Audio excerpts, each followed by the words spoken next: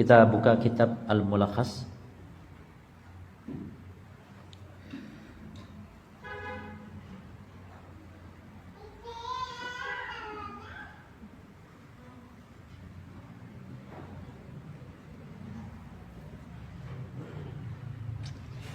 Tapi kalau Al-Mulakhas sampai mana? Hah? Oh, belum selesai. Baik.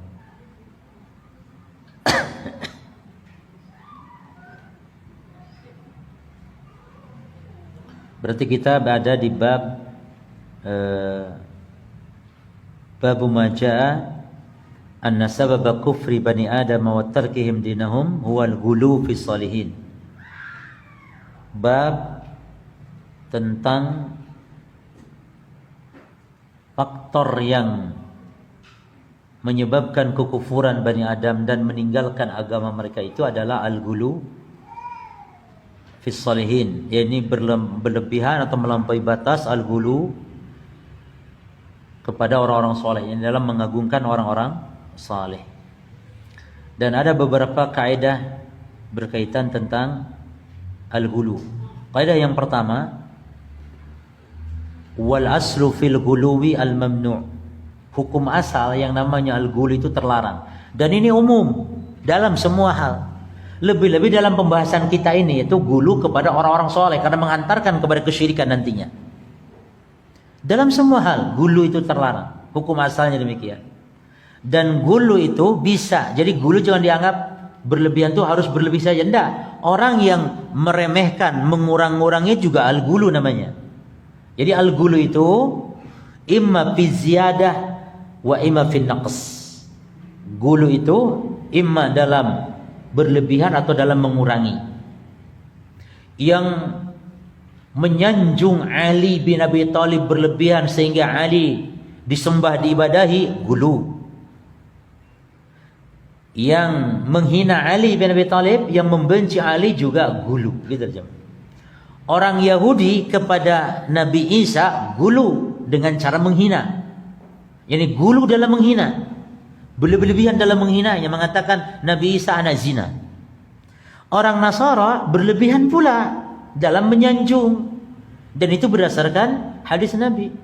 Kata Nabi SAW, La tutruni kama atratin Nasara Isa bin Maryam. Jangan kalian menyanjungku berlebihan sebagaimana orang-orang Nasara telah menyanjungku berlebihan. Baik.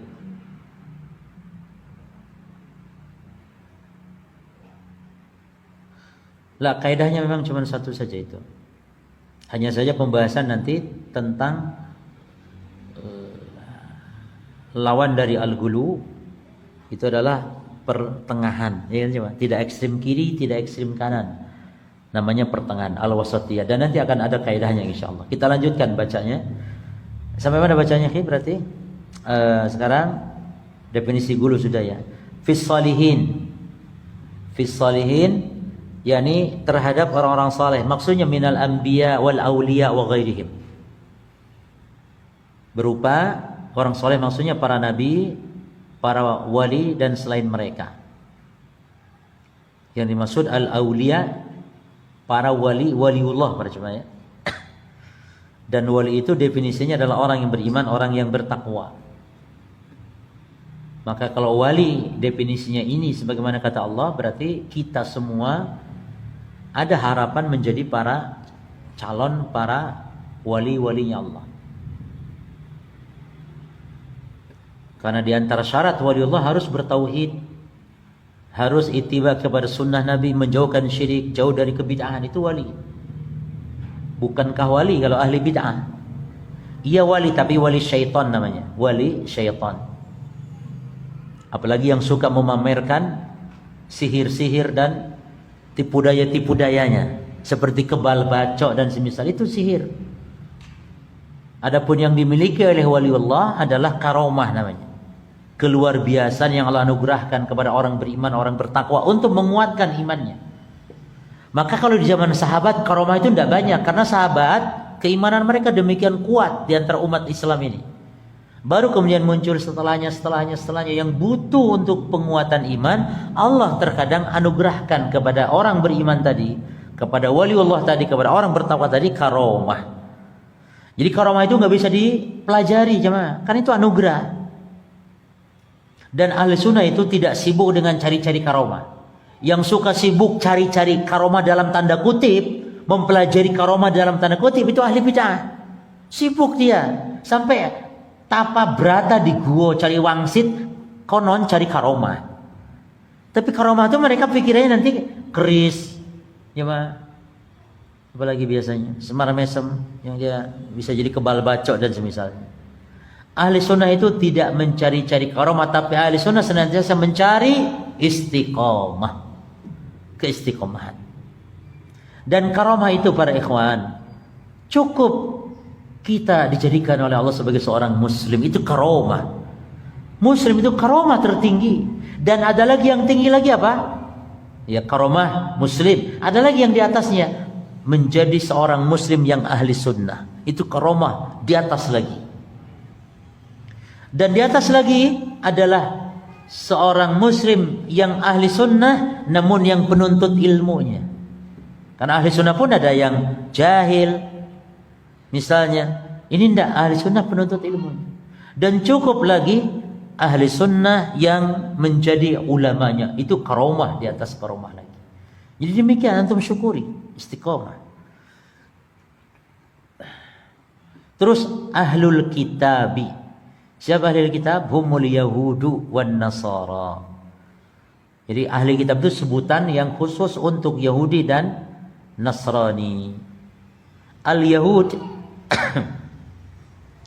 mereka itu adalah atba' Musa alaihi salatu wassalam. Yahudi adalah pengikut Nabi Musa. Summu Yahud, dan disebut atau dinamakan Yahudi. Kenapa? Karena di dalam surah Al-A'raf ayat 156 itu mereka mengatakan inna hudna ilaika. Hudna yakni aku kembali. Sesungguhnya aku bertobat kembali. Jadi Yahudi itu maknanya tobat, maknanya kembali. Berarti Yahudi kalau diambil ya dari surah Al-A'raf 156 ini maknanya itu hudna, maka berarti Yahudi berasal dari bahasa Arab. Itu maknanya. Lianna hada yahudu ay roja'a. Hada yahudu ay taba yatubu ay ada yaudu ay roja'a. Maknanya kembali. Maksudnya taubat. Namun ada pendapat ulama yang lain. Yahudi diambil dari kata Yahuza, pakai zal, Yahuza.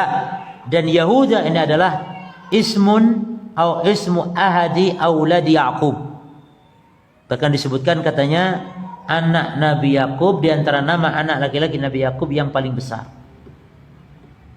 Sehingga dinisbatkanlah Yahudi kepada anak Yakub.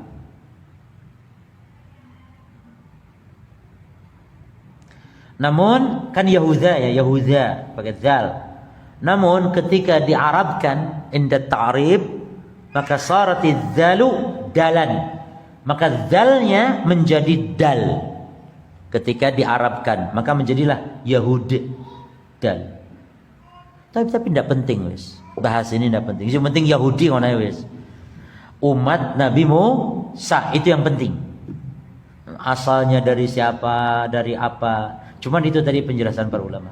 Ini dijelaskan oleh Syekh Ibnu Utsaimin rahimahullah taala dalam kitab Syarah Al-Aqidah Al-Wasithiyah. Terus yang kedua Nasrani, Nasara. Nasara atau Nasraniyah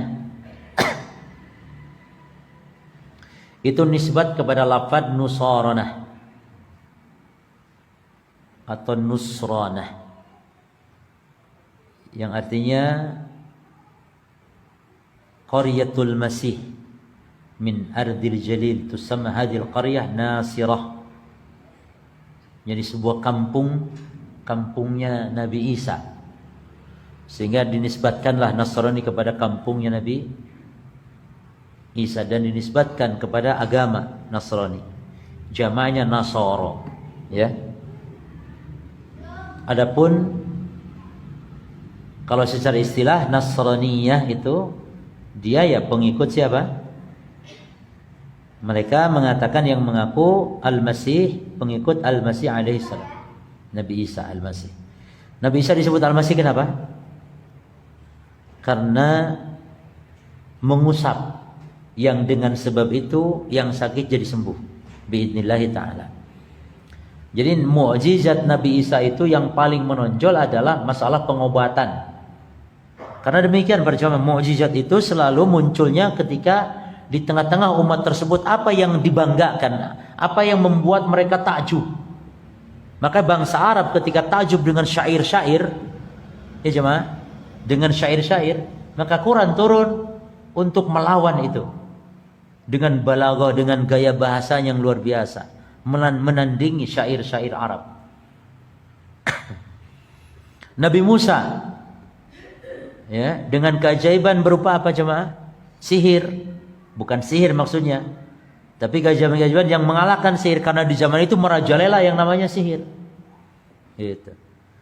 Sama halnya di zaman Nabi Isa, pengobatan di situ sedang berkembang pesat, maka Nabi Isa mukjizatnya dengan mengobati berbagai penyakit dengan cukup diusap, maka disebut Al-Masih, yakni Al-Masih, Al-Masih yang mengusap. Dajjal juga Al-Masih, tapi kalau Al-Masihnya Dajjal adalah yang mamsuhul ainil yumna. Kalau Dajjal yang mata kanannya tertutup. Jadi Dajjal itu matanya dua, makanya kata Nabi baina ainai, di antara kedua matanya. Maka keliru kalau Dajjal itu bermata satu, sehingga ada gambarnya mata satu di tengah-tengah. Salah. Dajjal itu matanya dua, cuman yang satu ada fungsi, itu namanya a'war. Jadi penyakit mata itu ada 3. Ada a'war, buta sebelah, ada a'ma, buta dua-duanya, ada ahwal, juling. Ahwal, a'war, a'ma, ahwal, a'war, a'ma. Jelas jemaah? La taghlu fi dinikum. Janganlah kalian wahai orang-orang ahli kitab melampaui batas dalam agama kalian. Yakni la tata'addu. Ini jangan kalian melampaui ma haddadallahu lakum. Apa yang Allah telah batasi, Allah telah tetapkan bagi kalian. Faghalan nasara, maka akhirnya orang Nasrani berbuat berlebihan fil masih, tentang Nabi Isa.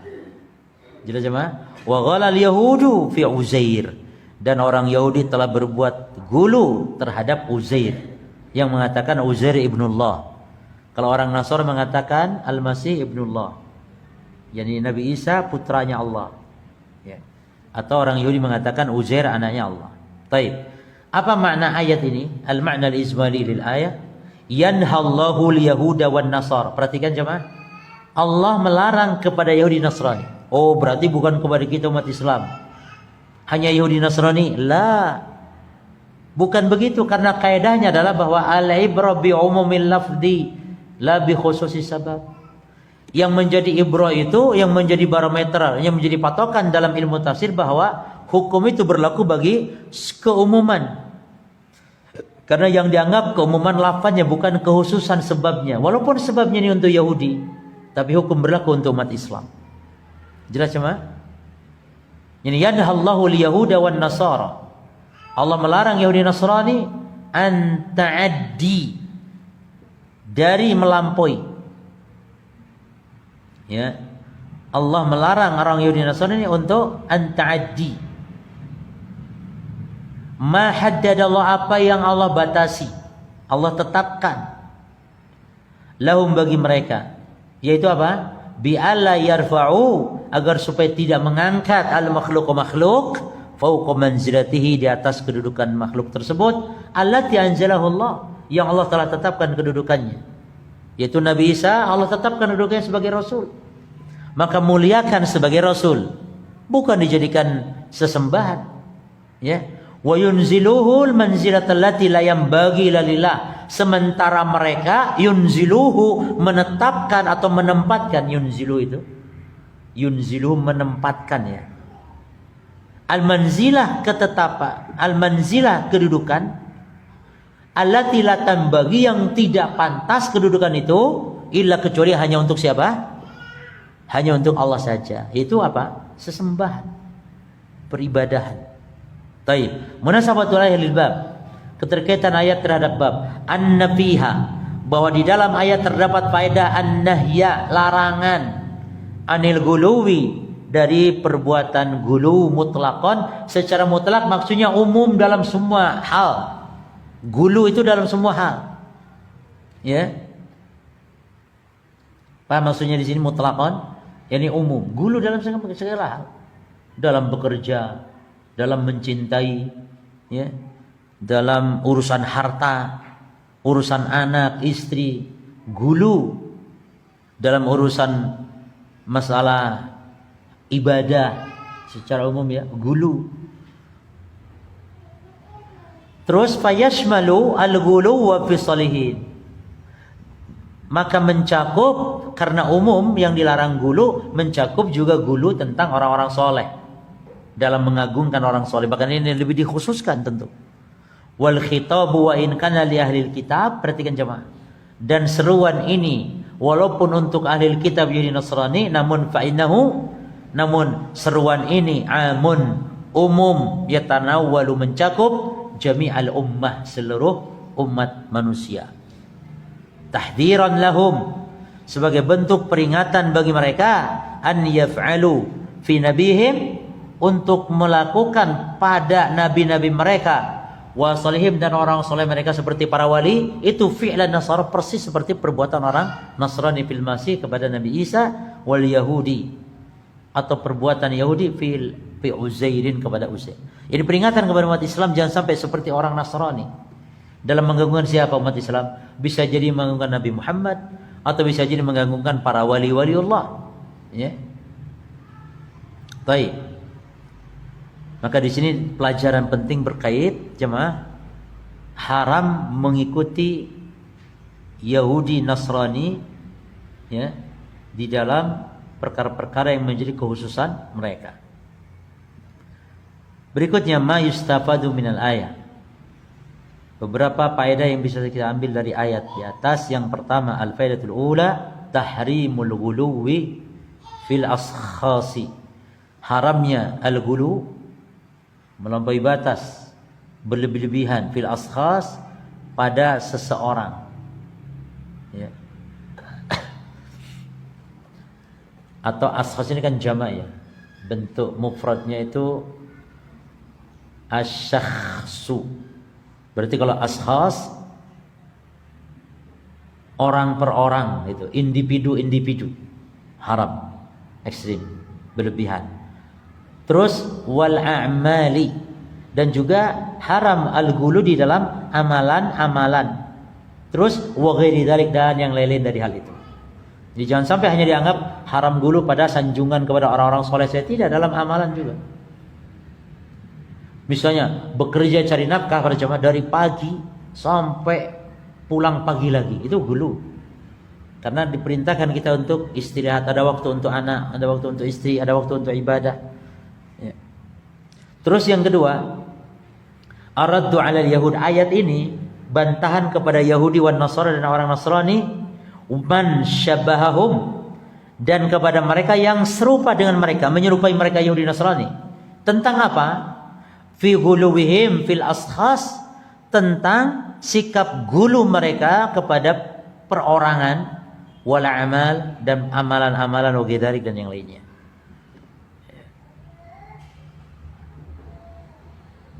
Jadi ayat ini bantahan kepada Yahudi dan Nasrani, dan juga kepada selain mereka yang serupa dengan Yahudi Nasrani. As-salitsah, kaidah yang ketiga, al-hasu, anjuran, ala luzumil i'tidal fid din, untuk luzumil i'tidal, bersikap i'tidal. Bersikap i'tidal yakni pertengahan fid din, dalam agama, wa jamil umur, dan dalam semua perkara. Khairul umur awsatuha, sebaik-baik perkara adalah yang pertengahan, ya, yaitu baina janibai, di antara kedua sisi, al-ifrad dan tafrid. Harus tengah-tengah antara dua sisi, al-ifrat, ifrat yang berlebih-lebihan, wat tafrid dan menyepelekan atau meremehkan. Maka ini yang dimaksud dengan tadi bahwa proporsional itu adalah merupakan prinsip Islam dan prinsip ahli sunnah wal jamaah secara khusus. Maka al-wasatiyah adalah prinsip ahli sunnah. Maka kata para ulama, itu sebuah kaidah tentang al-wasatiyah para jamaah. Kaidah tentang al-wasatiyah apa? Bahwasanya wasatiyatu al-ummah atau ahlu sunnah wasat gitu. Bainal firaq kawasatiyatil ummah bainal umam. Ahli sunnah itu kaum yang pertengahan di antara firqah-firqah Islam, sebagaimana Islam juga pertengahan di antara agama-agama yang ada.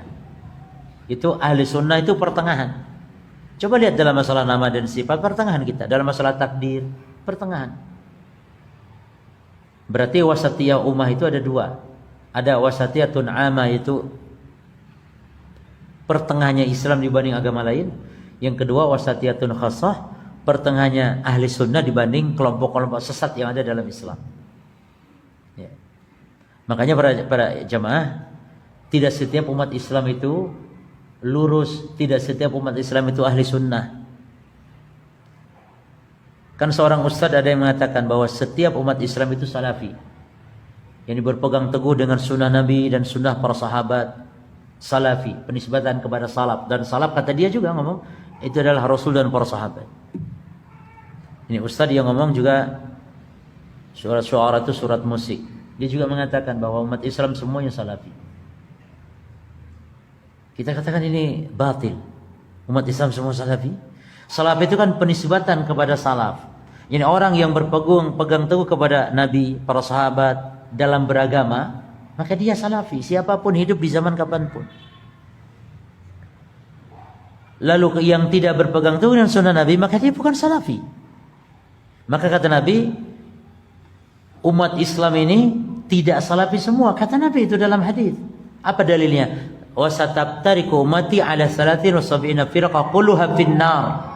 Dan umat Islam, umatku, umat Nabi Muhammad, bukan agama Islam, umat Nabi Muhammad, umatku akan berpecah belah kepada 73 golongan. Semuanya terancam neraka. Yani berapa yang terancam neraka? 72. Karena kata Nabi, ila wahidah, kecuali satu yang benar, satu yang tidak terancam neraka. Nah, disebutkan sifatnya adalah salafi. Sifatnya itu makana alaihi ana wa ashabi. Itu orang yang berpegang teguh kepada sunnahku dan para sahabatku. Yang berpegang kepada sunnah Nabi dan sahabat ini namanya salafi. Orang yang berpegang kepada sunnah Nabi dan para sahabat namanya salafi. Berarti yang salafi itu cuma satu. Sisanya yang 72 itu terancam. Dan yang 72 ini umat Islam. Nabi tidak ngomong Yahudi, tidak. Nabi tidak ngomong Nasrani, tidak. Nabi ngomong umat Islam. Maka terancam neraka. Berarti kita harus meyakini umat Islam itu ada yang sesat, ada yang lurus. Sesatnya ada yang jauh, ada yang sedang-sedang saja sesatnya, ada yang sesatnya parah sampai keluar dari Islam. Kesesatan itu maratib. Kesesatan itu tatafawut. Tidak sama kesesatannya. Ya. Baik. Berikutnya faedah yang ke berapa? Al-faidatu ats-tsalisatu. Ar-rabi'atu at-tahdhiru minasyirki wa asbabihi wa wasailihi. At-tahdhir, peringatan terhadap kesyirikan dan sebab-sebabnya. Perhatikan berjamaah ya, Masya Allah. Jadi segala jalan menuju kesyirikan itu juga ditutup, diharamkan juga.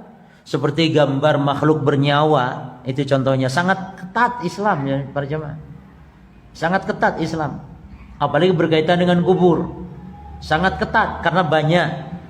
Bahkan kasus kesyirikan pertama terjadi di muka bumi adalah karena sebab apa jamaah? Kuburan. Maka Islam sangat ketat dalam masalah kubur, sampai-sampai dilarang awalnya itu. Baru kemudian diizinkan para jamaah. Namun itu pun dengan rambu-rambu yang sangat ketat. Tidak boleh ibadah di kuburan, tidak boleh sholat di kuburan, ada larangannya. Kenapa salat nggak boleh? Kan bagus salat di kuburan. Nggak boleh karena menghantarkan nanti kepada kesyirikan. Boleh hanya ziarah kubur untuk mengingat kematian saja. Ketat sekali. Namun orang malah sekarang kewalik. Dan itu yang dianehkan oleh Imam Ibnul Qayyim. Jadi aneh bin ajaib katanya kaum muslimin tentang kubur. Yang Nabi larang itu malah dilakukan sebaliknya. Yang Nabi larang, dilarang bangun kuburan malah dibangun. Dilarang sholat di kuburan malah sengaja datang ke kuburan. Jadi segala yang dilarang Nabi tentang kubur dibalik oleh kaum muslimin. Itu di abad ke-7 loh jemaah, di zaman Imam Ibnul Qayyim ngomong begitu tuh. Kan terbayang Imam Ibnul Qayyim kalau lihat keadaan sekarang umat Islam nih, orang-orang sufi nih. Tentu ngomongnya bagaimana Imam Ibnul Qayyim itu. Itu dulu pun beliau sangat aneh katanya. Ya. Maka kita harus bersyukur. Bersyukur ketika diberikan pemahaman khusus terkait masalah kesyirikan-kesyirikan dan apa wasilah-wasilah. Seperti gambar-gambar. Tidak ada orang yang sudah ngaji paham sunnah seperti ini. Enggak kan ada di rumahnya ada gambar foto-foto tokoh dan semisalnya. Ya. Kecuali yang musibah masih apa di status itu kadang-kadang masih ada enggak. Ya, ada gambar foto makhluk bernyawa. Itu kalau bisa dihindari berjamaah. Biasanya di foto profil ya, foto profil ada. Bahkan yang sudah ngaji, bahkan kita masih sering juga ada, mungkin walau alam admin atau masyayikh juga terkadang ada yang pasang. Cuman lebih selamat untuk lebih abdul tentu tidak memasang foto profil, apalagi antum yang ganteng itu takutlah nanti takut ada yang mencari kan gitu. Apalagi ummahat yang walaupun kadang cuman pasang pakai cadar, ngapain juga cadar orang udah ketahui apa-apa nih. Tapi terkadang cadar kalau memang cadarnya kelihatan matanya seperti ini juga timbul fitnah. Bahkan itu yang juga mengganggu, menggoda. Karena wanita itu keindahan di matanya cuma. Wanita itu matanya top lagi pakai celak seperti ini. Ya. Itu bahaya. Makanya cadar-cadar seperti itu masih kurang mantap sebenarnya. Kalau bisa tuh yang tertutup semuanya. Seperti yang biasa dipakai di wanita-wanita di Arab Saudi seperti itu yang lebih abdul lagi. Tapi lumayan, ojo dicela nanti malah gak gelem sama sekali. Lumayan. Ya. Tapi lebih abdul lagi tertutup gitu. Taib. Atau kalau ummahat pakai cadar seperti itu yang terbuka matanya jangan pakai celak. Jangan diperindah matanya, bulunya dilantik-lantik, diperengkel-perengkel ke atas. Pakai spidol dan semisal. Jangan, sudah poloskan saja. Nah. Taib, cukup insyaallah sampai sini dulu pembahasan. Atau kita baca satu lagi hadis mungkin. Wa fis sahihi dan di dalam sahih. An Ibnu Abbas radhiyallahu anhuma dari Ibnu Abbas semoga Allah meridhoinya fi qaulillahi ta'ala tentang firman Allah taala. Yaitu di dalam Al-Qur'an di surah Nuh ayat 24. Itu Allah berfirman wa qalu la tadarunna alihatakum. Dan mereka yakni kaum Nabi Nuh mengatakan jangan sekali-kali kalian meninggalkan ya alihatakum sesembahan-sembahan kalian. Wala tadarunna jangan pula kalian tinggalkan wad dan wad. Wad itu nama orang soleh jemaah. Jadi nah ini nama-nama orang soleh di zaman kaum Nabi Nuh. Wala suwa'an jangan pula kalian tinggalkan suwa'. Satu wad, dua suwa'. Yang ketiga wala yagusa yagus. Yang keempat wa ya'uqa yaitu ya'uq. Dan yang kelima wa nasra yaitu nasr. Jadi ini 5 ini nama orang-orang soleh. Yang mereka ketika meninggal orang soleh ini dibuatkan gambarnya makhluk bernyawa patungnya lalu ditaruh ya di kubur-kuburnya. Maka kata Ibnu Abbas perhatikan ayatnya lagi wa qad adallu katsiran wala tajidu adh-dhalimina illa dhalala. Wa qad adallu dan sungguh ya mereka telah melakukan kesesatan yang banyak wala tajidu adh-dhalimin dan tidak menambah bagi orang zalim illa dhalala kecuali kesesatan. Taib qala kata Ibnu Abbas hadhihi yang 5 itu tuh yang 5 tadi siapa saja namanya? Wad, Suwa', Yagus, Ya'uq dan Nasr itu adalah kata Ibnu Abbas asma'u rijalin sholihin, nama-nama orang-orang saleh min qaumin Nuh, dari kaum Nabi Nuh. Falamma halaku, ketika mereka meninggal dunia, auhas syaitanu ila qaumihim, maka setan mewahyukan, membisikkan kepada kaum Nabi Nuh tersebut, anin sibu, untuk membuat, ya, untuk menancapkan atau membuat, untuk meletakkan itu ansibu ila majalisihim allati kanu yajlisuna fiha, di mana di majlis-majlis mereka yang dulu mereka bermajlis itu. Ini membuat petilasannya, bekas dulu duduknya di mana mereka bermajlisnya, membuat ansoban, yakni patungnya, gambarnya, monumennya. Lalu wasammuha biasmaim, lalu monumen-monumen tadi, patung-patung tadi dibuatkan dengan dinamakan dengan nama-namanya. Ini namanya patung Suwa, ini patung Ya'uq, Yagus, Ya'uq, Nasr, dan seterusnya. Wad, dibuat namanya. Fafa'alu, maka dilakukanlah oleh kaum Nabi Nuh generasi ini. Walaupun saat itu walam tu'bad, belum disembah, belum, hanya dibuat untuk mengingat saja jasanya. Karena orang soleh, pahlawan, maka dibuat patungnya karena banyak jasanya. Hatta idza halaka ulaik, lalu yang membuat generasi awal patung tersebut meninggal, mati, wa nusyalin, lalu ilmu dilupakan, artinya sudah orang pada jahil, akhirnya patung tadi yang awalnya untuk sekedar mengenang, akhirnya ubidat, patung itu hanya disembah. Jadi kesyirikannya itu bertahap. Pertama hanya untuk mengenang saja. Maka di antara musibah juga, semoga Allah menjaga negeri kita ya. Jadi sekarang ini hiasan-hiasan kota itu kalau kita berharap, itu jangan patung manusia, berharap dengan taman, dengan kembang-kembang, atau dengan patung-patung yang bukan makhluk bernyawa, silahkan. Mungkin ornamen-ornamen apa, atau mungkin ya gambar apa yang, karena menghindari larangan Allah, larangan Rasulnya seperti ini. Semoga kita semua mendapat hidayah ya. Nah, berkata Imam Ibnu Qayyim, qala Ibnu Qayyim, qala ghairu wahidin minas salaf, telah berkata ghairu wahidin, bukan satu orang, yakni banyak, maksudnya bukan satu orang, yakni banyak.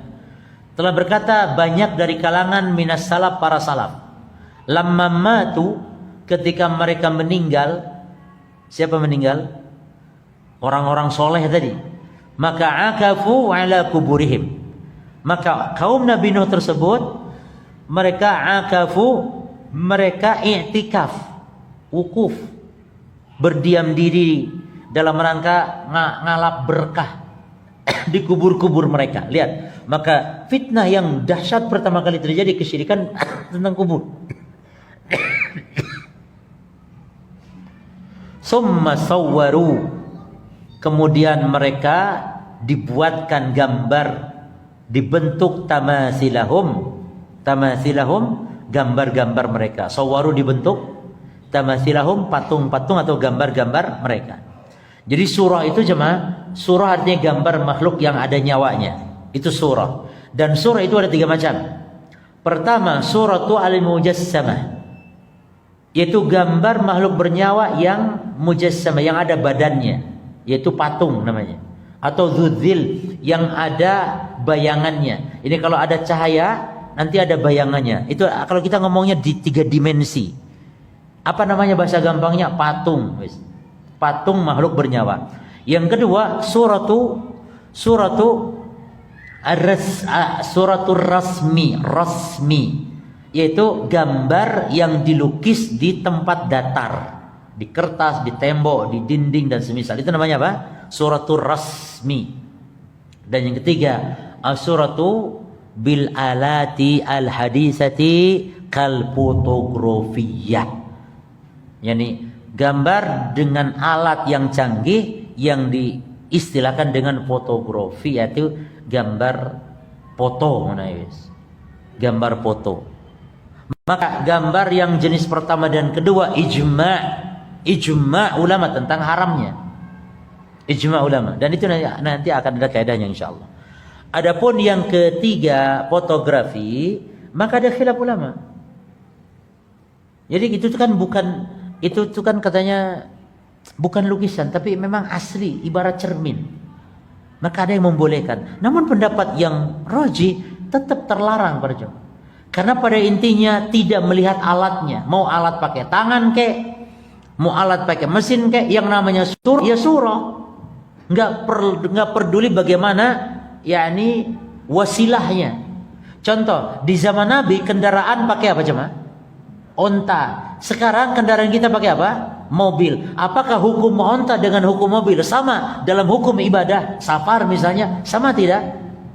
Sama, nggak peduli kepada wasilahnya. Jadi antum safar naik onta dengan antum safar naik mobil, hukum safar tetap sama, yaitu safar. Tidak dipahami. Oh, kalau zaman Nabi jama qashar boleh karena safarnya naik onta. Kalau safar naik pesawat nggak boleh jama qashar. Kenapa? Kan pesawat. Nggak boleh jama qashar. Lah ya jemaah, safar sama saja hukumnya safar. Maka gambar makhluk bernyawa pun sama. Mau pakai alat, mau pakai tidak alat, pakai tangan, pakai apapun, kalau yang namanya surah ya surah, hukumnya sama. Ini pendapat yang kuat. Namun boleh, yang dibolehkan ketika ada hajat mulihah atau darurat, seperti foto untuk KTP, foto ijazah, foto di duit. Tidak boleh ikhwan. Antum karena mengharamkan foto gambar makhluk bernyawa, setiap duit yang ada gambar presidennya coret. Lah enggak berlaku duit antum, tidak boleh. Atau barang dagangan antum, misalnya foto ada di sabun Lux, oh cocok ngomong merek, di sabun ada gambar perempuannya, nggak usah dihapus-hapus, biarkan, karena memang hajat kita susah, ya. Dan nanti kalau beli sabun yang ada gambar perempuannya, ndak ono KB sabun ono pak, ndak ono, merek apapun mesti ono, apalagi sampo, oh tambah. Kenapa nggak gambar apa ya isi oleh penjani? Ya karena demikian. Yang aneh bin ajaib, iklan oli mobil tetap perempuan. Apa hubungannya oli mobil yang harusnya gambar mesin, ini perempuan gambarnya? Maka ini fitnah, ya. Jadi kalau darurat boleh, hajat, dan yang diberikan lagi adalah untuk mainan anak-anak boleh cuma. Mainan anak-anak boleh. Yani lu'abul atfal.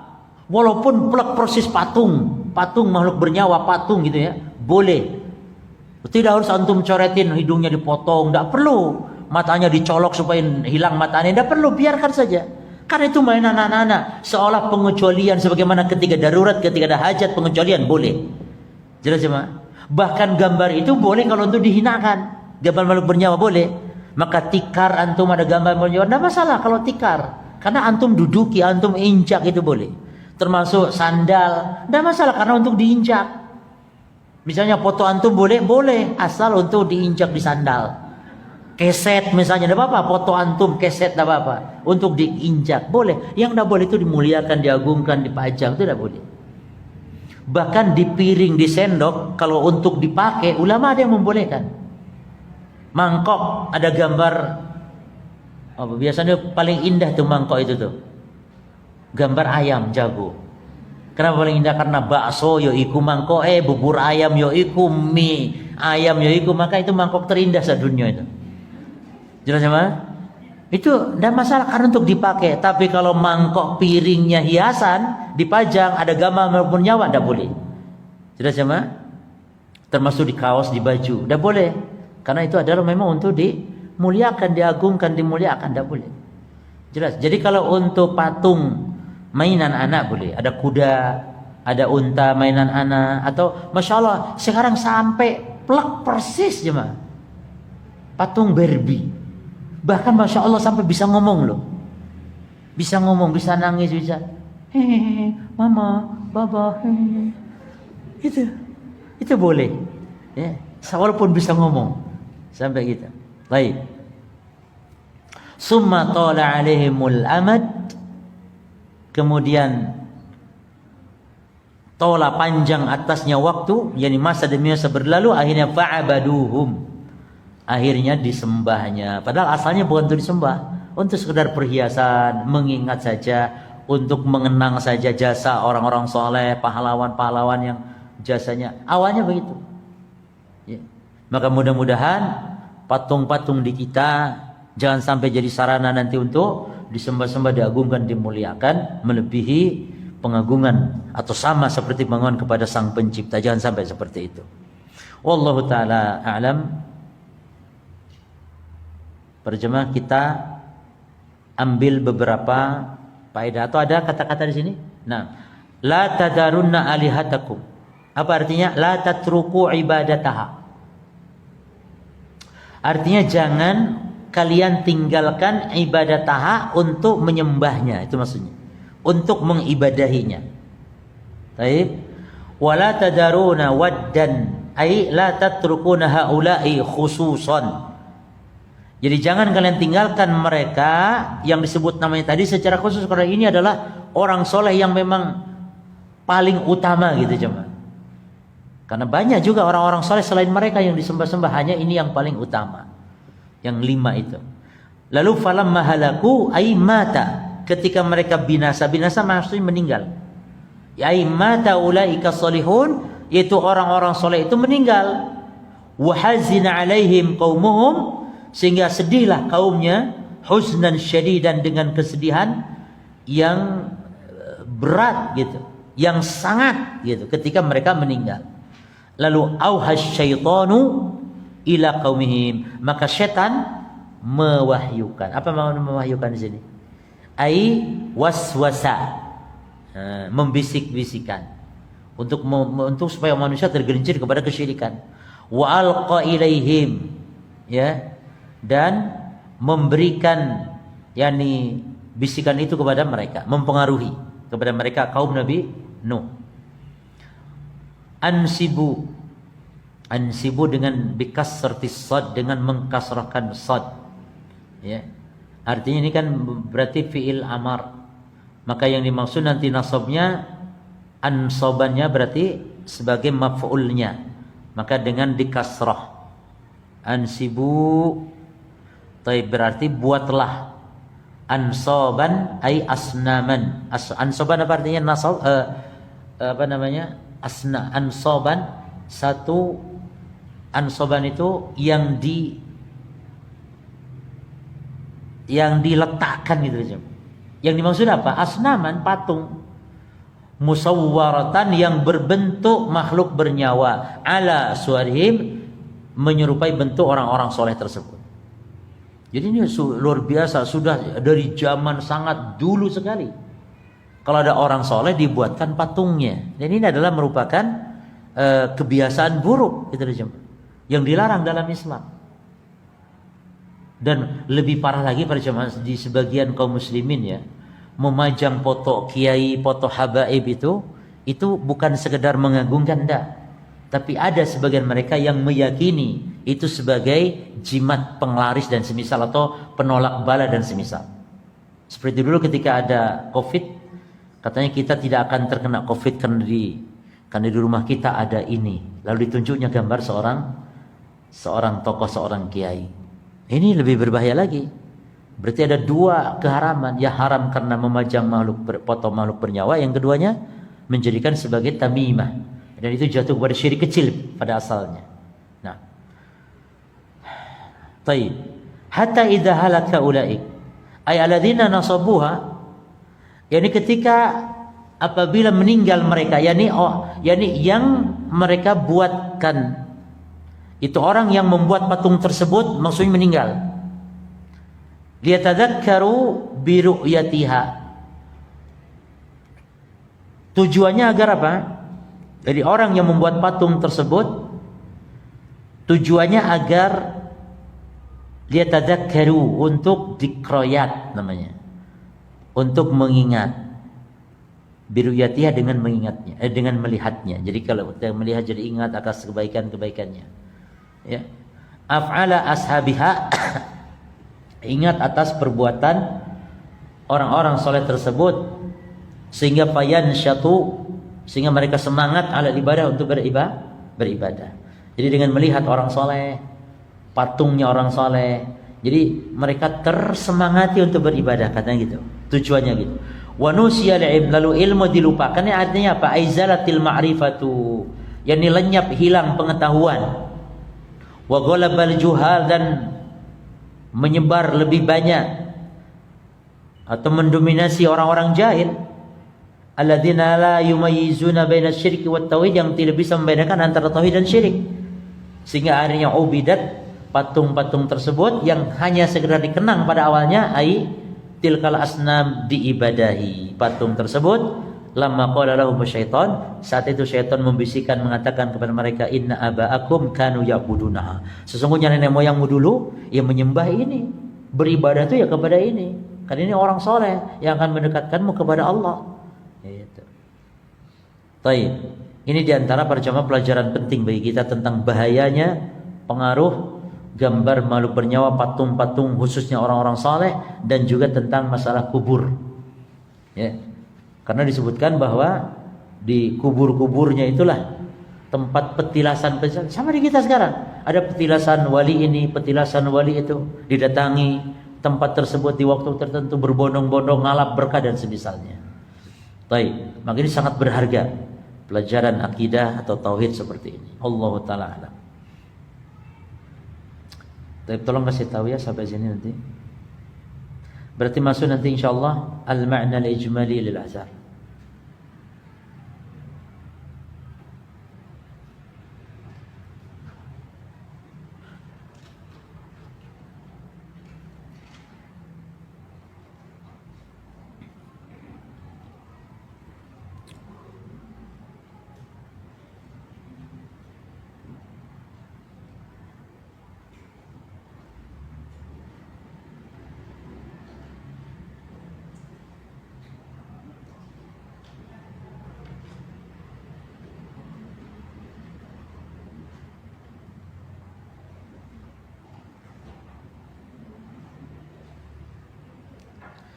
طيب cukup هذا والله أعلم سبحانك اللهم وبحمدك أشهد أن لا إله إلا أنت أستغفرك وأتوب إليك السلام عليكم ورحمة الله وبركاته